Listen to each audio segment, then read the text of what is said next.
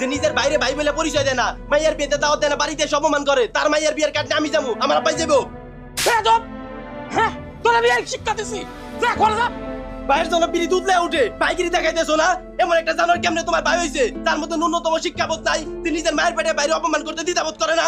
আমার বেয়াদবি করছ না, আমার বেয়াদবি কর। হ্যাঁ করবো, 100 বার করবো। হ্যাঁ সেলিম, সেলিম বাড়ি যাচ্ছ? আইতাছি ভাইজান।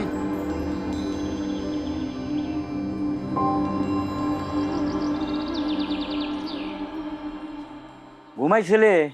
হ ভাইজান, চোখ একটু ঘুমাইসা পড়ছিল। এত অভাবের মধ্যে কেমনে যে ঘুমাস আমি সেইটাই বুঝি না। খালি কাম করলে হইব, শরীরের একটু আরাম দিতে হইব না? আরে তোর ভাষণ এনে কাট। কিসের কাঠ? আমার মায়ের সময়ের বিয়া। ও খুব ভালো, তো আমারও তো কিছু বললেন না। তো তোমার জানাইতে